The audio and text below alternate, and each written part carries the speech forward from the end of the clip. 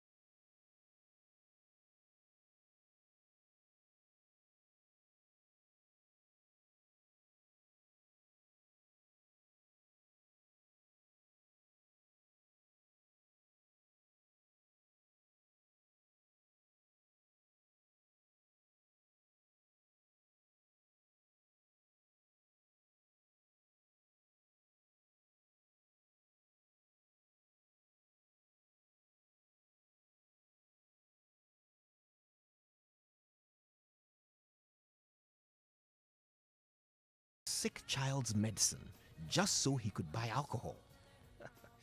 Wow. My late father had been looking after him and cleaning up his mess for over 25 years, and we all wondered why. Every time he lost a job, my father helped him to clean up and get a new one. Months later, boy would fall off the wagon again, do something stupid, and get fired. Every time my father gave him another chance, we wondered why he even bothered with the guy. Dad's answer was always the same. If nobody gives him a chance to change, how can he? In recent years, I've started to appreciate my father's point of view a little bit more. You know, alcoholism is a disease, right? But its cure lies in the sufferer's own desire to overcome it. Boy has never desired to overcome it. In fact, he usually argued that he didn't have a drinking problem, so he really stood no chance of curing it, didn't he? But Boy woke up one day, looked around him, and was finally hit by the damage and destruction he was causing to the people who loved him. He woke up one day and suddenly found the strength to admit that he had a problem. For the first time, he asked my father not for money, but for help to kick his addiction. Well, since then, he's been sober for about 6 years. Now, it took a quarter of a century, but Boy finally decided to use the chances my father kept giving him. Now, it's not been easy. He's not suddenly become a saint, but he has been actively working towards improving every aspect of his life in which he was previously failing. He's found a job. He's working hard to keep it. He stopped hitting his wife, but they still yell at each other sometimes. So the question is, can people change? Well, I have a theory. I think people can improve. Improvement is actually the basic purpose of all living things, especially humans. Everything we do is to improve. We eat to be stronger, we read to be smarter, we work to be richer, we exercise to be healthier, we compete to be better, we walk to go further, we talk to get closer. Every single thing we do is designed on a cellular, genetic level to improve some aspect of our lives. We're either improving or we're dead.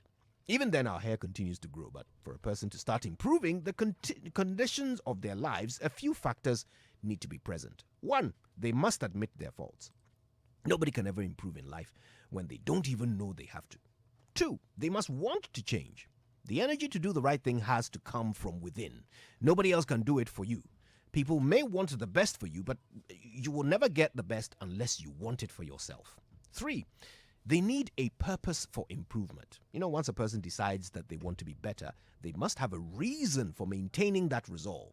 There's no stronger motivator for those who regret doing wrong than the possibility of canceling their bad deeds with good ones. Four, final one, most important, they must have a chance. Motivation will not go far without opportunity. By giving boy chance after chance, my father was simply making sure that when he finally found the motivation to be better, there would also be an opportunity for him to be better. My dear friend, today's message is not just for those of us who have done wrong, but also for those who have been wronged.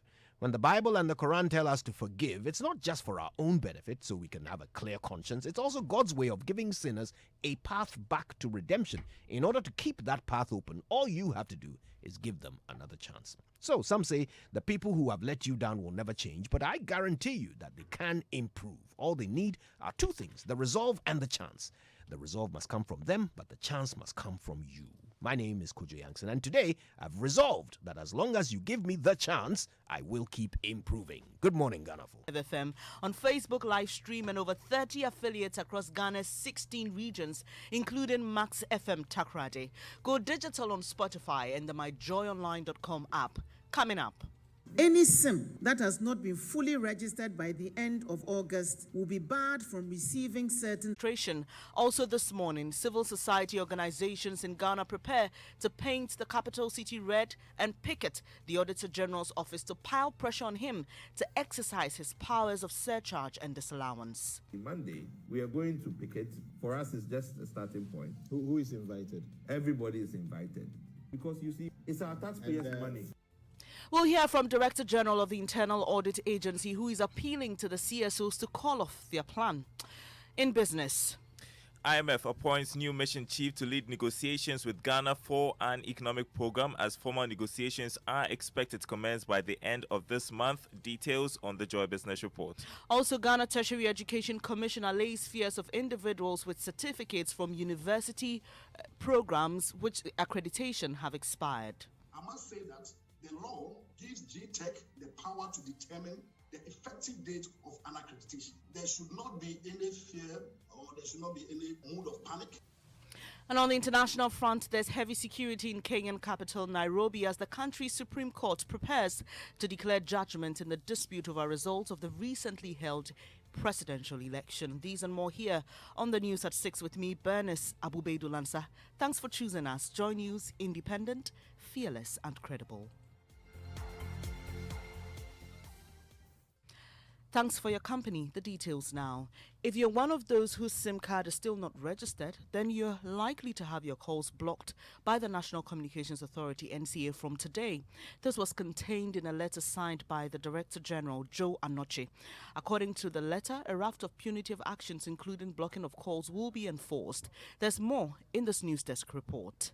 Any SIM that has not been fully registered by the end of August will be barred from receiving certain services, including voice and data services. It will also be more expensive to use unregistered SIMs. Just as Communications Minister Esla Owusu announced, there will be punitive measures for people who have not registered their SIMs for this month of September until the end, when those SIM cards will be totally blocked. The first punitive measure will be rerouting of all calls for messages to be played before the calls go through every day. The second punitive measure will be that outgoing calls and data services will be blocked for 48 hours, that is 2 days, once a week, on rotational basis. The second type of punitive measure will be taken after September, which will be that all unregistered SIM cards on these networks will be deactivated. These users of the SIM cards will be allowed 6 months, after which the SIM cards will be totally taken out of the system.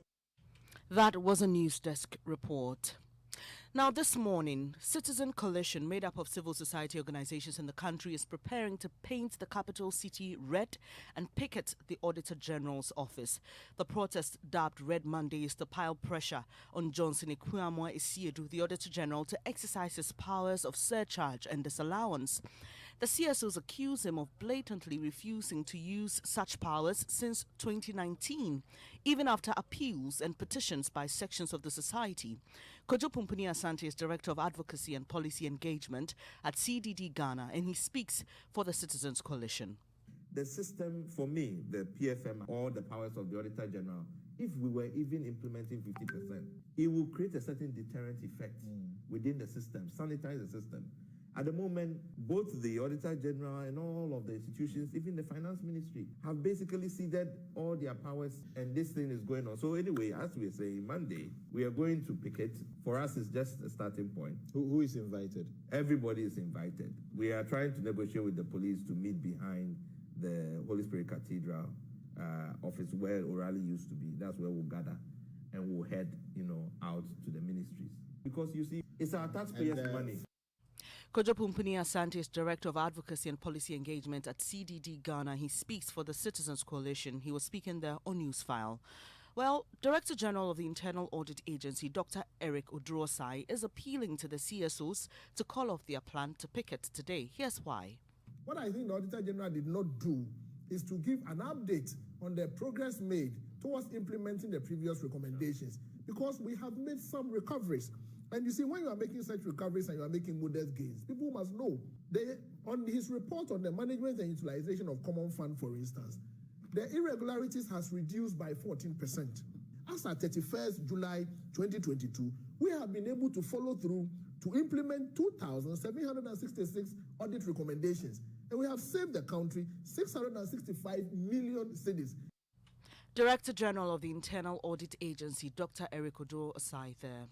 Now, Chairman of the Public Accounts Committee, James Klucha-Veji, is questioning the Auditor General, Johnson Ikuame-Siedu's decision not to utilize his powers of disallowance and surcharge. He insists that contravenes the law. Speaking on the probe last night, Mr. Veji declared support for the over 15 CSOs which have decided to picket the premises of the Auditor General's office today. Some letter from some of the CSOs written to the Auditor General demanding what action he has taken on the ruling of the Supreme Court and the surcharge. And in those letters, no replies have been given by the Auditor General. And they've also written to the Attorney General, also demanding actions that the Attorney General also take on this issue. So if they want to go and pick it at the office of the Auditor General, I don't have any issue with that. I think I support them. The Chairman of Parliament's Public Accounts Committee, James Klucha-Veji. Away from that, don't panic. It will be resolved soon. That's the assurance from the Ghana Tertiary Education Commission, GTEC, to individuals holding certificates to courses that have expired accreditation. According to the Auditor General's reports, the Kwame Nkrumah University of Science and Technology and the University of Ghana have been running close to 700 courses that are not properly accredited. This has sparked fear among individuals in the possession of some of these certificates. Deputy Director General of GTEC, Ahmed Jinapo, says there's no need to panic. He spoke on Newsfile. There are calls by parents and people who are interested as to what will be the effects relative to the certificates obtained by students who have gone through the process. I must say that the law 1023 gives GTEC the power to determine the effective date of an accreditation. So there should not be any fear or there should not be any mood of panic.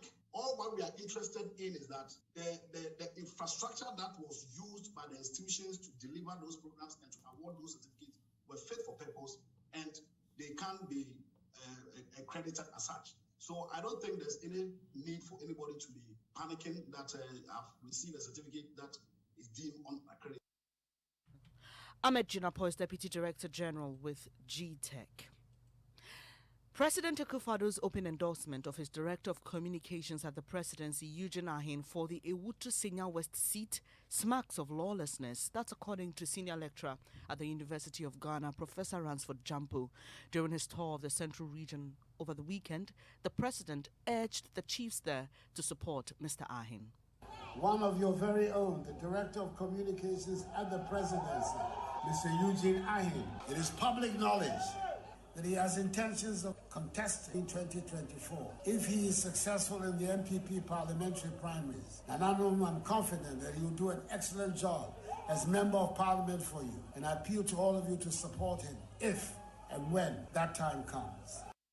President Akufo-Addo speaking there, but Professor Jampo wants the General Secretary of the NPP to hold the President to account, as has been done to other party members. What the President did, in my candid opinion, was a needless show of lawlessness, and I'm quite disappointed that he did that. He was part of his party's National Executive Committee that approved of their code of conduct that frowns on such open campaign and show of support by top brass of the party like him for individuals when campaign hasn't started and when people like him would be required to intervene should there be conflict.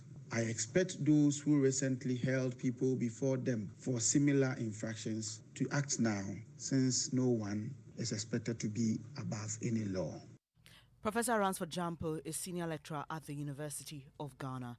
And before I go, Kenya's Supreme Court is expected to deliver its judgment on the challenge to the outcome of last month's hotly contested presidential poll. The Electoral Commission declared Deputy Vice President William Ruto winner with 7.1 million votes, but his rival, veteran politician Raila Odinga, who came second with 6.9 million votes, disputed the results. Security has been beefed up as the country awaits the court's verdict, and roads leading to the court have been closed. That's how we end this edition of Joy News at 6 with me, Bernice Abu-Baidoo Lansah. Do log on to myjoyonline.com for more news. The Super Morning Show continues.